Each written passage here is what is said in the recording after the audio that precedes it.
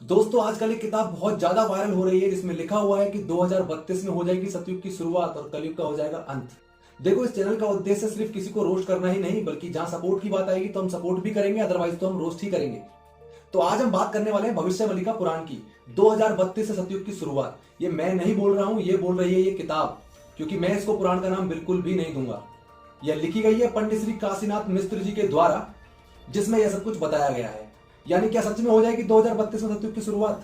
आइए करते हैं इस किताब को एक्सपोज। तो दोस्तों, पंडित जी के अनुसार यह किताब लगभग 600 वर्ष पूर्व ही स्वामी उच्चेतानंद जी के द्वारा लिखी जा चुकी है, जिनका जन्म उड़ीसा में हुआ था और जिनको उन 5 सखाओं में से भी एक बताया गया है जो हर युग में भगवान नारायण के अनुसार बताए गए उनकी सृष्टि रचना और उनकी सृष्टि के अंत के बारे में उल्लेख करते हैं। तो सबसे पहले बात करते हैं इस किताब में बताई गई कुछ सच्ची घटनाओं के बारे में।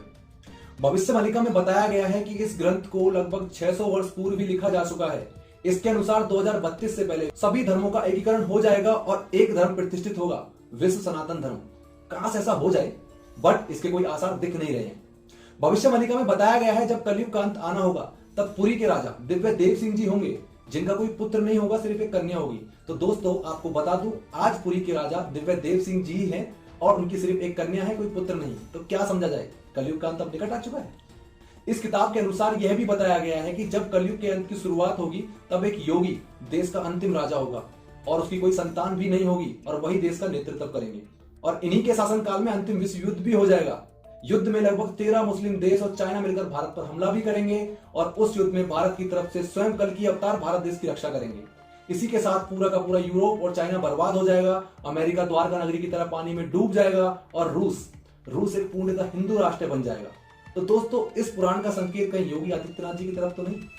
इस पुराण में तीसरी बड़ी बात यह भी बताई गई है कि जब शनि मीन राशि में प्रवेश करेगा तो तृतीय विश्व युद्ध की शुरुआत हो जाएगी और देश प्राकृतिक आपदाओं से लड़ेगा और देश में महामारियां भी बढ़ेंगी और समस्त संसार महामारियों से जूझता हुआ तृतीय विश्व युद्ध में समाप्त हो जाएगा, जिसमें पूरे संसार में बस 64 करोड़ की जनसंख्या ही सर्वाइव कर पाएगी, जो कि भगवान के प्रति आस्तिक होंगे और जिनमें से सबसे ज्यादा लोग भारतीय ही होंगे और पूरे संसार में एक ही धर्म होगा, सनातन धर्म। तो दोस्तों आपको जानकारी के लिए बता दूं कि शनि मीन राशि में 2025 में प्रवेश कर रहा है, जो कि 2027 तक रहने वाला है। तो क्या समझा जाए, इस किताब में लिखी हुई सारी बातें सत्य हैं? क्या सच में 2032 में हो जाएगी सतयुग की शुरुआत? तो दोस्तों, अगर स्वामी उच्चेतानंद जी द्वारा लिखी हुई यह पुराण बिल्कुल सत्य है तो कलयुग का अंत भी अब निकट आ चुका है। और जैसा कि आप लोग जानते हैं कि कलयुग की उम्र लगभग 4,32,000 साल है और स्वामी जी के अनुसार कलयुग में बढ़ते हुए पापों के कारण इसकी उम्र 4,27,200 साल घटकर 4800 साल तक ही रह गई है। भविष्यवाणी में इसको 5000 साल बताया गया है, जिसमें 400 साल की तो संध्या वो भी ऐड किया गया है। पर दोस्तों आपको जानकारी के लिए बता दूं कि कलयुग को शुरू हुए लगभग 5126वां साल अभी चल रहा है। तो क्या समझा जाए, कलयुग का अंत हो चुका है। स्वामी जी के अनुसार इस युग को अनंत युग का नाम भी दिया गया है, यानी कि गुप्त युग। इसके बाद उन्होंने बोला है कि इसके बाद सतयुग की शुरुआत होगी। तो दोस्तों आइए जानते हैं इसके अब कुछ फैक्ट्स के बारे में। दोस्तों जैसा कि आप लोग जानते हो कि 2010 में भी एक बार ऐसी अफवाह उड़ी थी कि 2012 में एक उल्कापिंड आएगा, पृथ्वी से टकरा जाएगा और पूरी पृथ्वी को नष्ट कर देगा, पूरी दुनिया खत्म हो जाएगी। पर वो बात सच हुई नहीं ना, वो पूरी की पूरी एक कोरी मिथ्या थी, सब झूठ था। तो दोस्तों पहले हम बात करेंगे, अगर यह पुराण 600 साल पहले लिखी जा चुकी है तो क्या इसका प्रकाशन अब तक क्यों नहीं किया गया? इसका नहीं हो जाना चाहिए था? क्यों इसको 2019 के बाद ही प्रकाशन में लाया गया? क्यों इसको सोशल मीडिया के थ्रू इसकी सेल को बढ़ाया गया? उससे पहले क्यों नहीं? हाँ, अगर मैं बात करूं सोशल मीडिया नेटवर्क की तो चलो मान लो उस टाइम पे यूट्यूब का इतना प्रचलन भी नहीं था, या फिर हम ये बोल रहे कि 1-2 GB डेटा परचेज करना हम लोगों को बहुत ज्यादा कॉस्टली पड़ता था। पर जियो ने काम आसान कर दिया। 5 सितंबर 2016 को जियो ने लॉन्च कर दिया अपना इंटरनेट सेवा, तो नेट बिल्कुल सस्ता हो गया, हम इसको इजीली परचेज भी कर सकते थे। फिर भी इस बुक को 2016 की जगह तो 17 में ले आते, लेकिन ऐसा नहीं लाया गया। इस बुक को 2019 में लाया गया, ऐसा क्यों? दोस्तों आपको मैं यह भी बता दूं कि इस पुराण में लिखी हुई सारी बातें जो 2019 से पहले ही घटित हो चुकी हैं, उन बातों का इस किताब में वर्णन किया गया है। तो हम इसको भविष्यवाणी भी नहीं बोल सकते, क्योंकि इसमें हर एक चीज वह डाली गई है, जैसे कि मनुष्य के द्वारा किए गए सारे पाप, जिसको इसमें एक्सप्लेन किया गया है। मैं आपके साथ स्क्रीन भी शेयर कर देता हूं। तो ऐसा कौन इंसान है जो इन सब पापों को नहीं कर रहा है, जिससे कलयुग के साल कम हो गए हैं? तो दोस्तों आप ही बताइए, ये सच है या झूठ? अब इसमें एक उल्लेख यह भी किया गया है कि श्री जगन्नाथ मंदिर में गिरा हुआ 1 टन से भी अधिक का वजनी पत्थर और उनके स्तंभ पर बैठने वाला वो गिद्ध। किसी ने बताया गया है कि जब यह घटना घटित होगी तो उस समय कलयुग के अंत की शुरुआत हो जाएगी। पर दोस्तों यह घटना बहुत पहले ही घटी जा चुकी है, जिसका आज भी कोई साइंटिफिक रीजन नहीं है कि वह पत्थर वहां पर कैसे पहुंचा और इस बात में कितनी सच्चाई है ये तो भगवान जाने।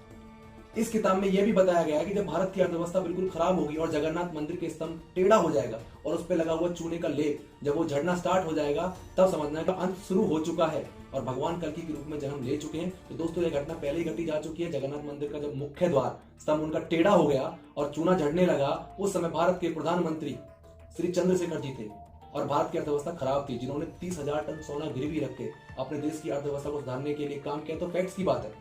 इस किताब के माध्यम से पुराण में लिखी गई सारी बातों को सच बताया गया है, एक भविष्यवाणी बताया गया है। तो दोस्तों, बिलीव करना तो मुश्किल है, पर मेरा मानना है कि 2019 के बाद ही इस किताब को क्यों लाया गया। अब ये बात कितनी सच है ये भी भगवान जाने। पर दोस्तों, आपको बता दूं, इस पुराण में जितनी भी सच्ची बातें लिखी हुई हैं, उनका सारा का सारा स्त्रोत्र सनातन धर्म के कुछ प्रसिद्ध ग्रंथ जैसे कि श्री विष्णु पुराण, श्री गरुड़ पुराण, श्रीमद् भागवत गीता, ये सब वहां से लिया गया है। मैं आपको इस बात को इसलिए बोल सकता हूं क्योंकि इन सब चीजों को मैं खुद पर्सनली रीड कर चुका हूं। जितनी भी इसमें बातें लिखी हुई हैं, वो सारी की सारी बातें वहां से उठा के लिखी गई है। बाकी 90% इस किताब में सब कुछ गलत और फेक छापा गया है, ताकि किताब को थोड़ा इंटरेस्टिंग बनाया जा सके और इसको मॉडिफिकेशन किया जा सके। जैसे बॉलीवुड मूवीज है, किसी मूवीज में होता है कि सच्ची घटना को उठा लेते हैं और उस पर हम वीडियोस बना देते हैं, उस पर मूवी बनाते हैं, बट उसमें कुछ मसाला डाल देते हैं, उसको इम्प्रोवाइज कर देते हैं ताकि वो अच्छे से मसालेदार बन जाए, लोग उसको देखें। तो दोस्तों, मैं बोलूंगा कि इसको पुराण बोलना तो गलत होगा। इसको हम किताब का नाम दें तो वो तो हम एक बार को बर्दाश्त कर लेंगे। अगर श्री काशीनाथ मिश्र जी को अपनी लिखी हुई किताब को बेचना ही है तो इसे पुराण का नाम मत दो, इसको एक किताब का नाम दो, किताब कहकर बेचो। लोगों में कोई फालतू का भ्रम या कोई अफवाह मत फैलाओ कि 2032 के बाद सतयुग शुरू हो जाएगा। अभी तो कलयुग ठीक से स्टार्ट भी नहीं हुआ और यह बात करते हैं सतयुग आ गया। वाह पंडित जी वाह।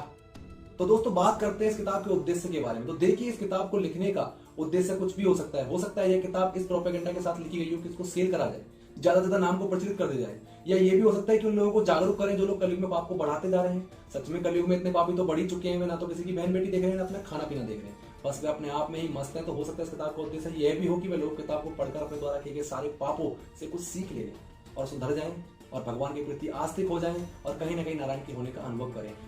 तो इसको किताब की तरह ही बेचें, इसको पुराण ना बोले और फालतू की मिथ्या ना फैलाएं, क्योंकि ऐसा होने वाला तो है नहीं। क्योंकि धरती पर ना इतना पाप बढ़ चुका है कि तो पता नहीं कौन कौन से दिन हमको देखने पड़ेंगे। अगर ऐसा सच में भी हो जाता है तो आप भी इंसान बन जाइए और देखिए 2032 में सतयुग की शुरुआत हो सकता है। उन 64 करोड़ लोगों में आप भी शामिल हो जो लोग पृथ्वी पर सर्वाइव करेंगे।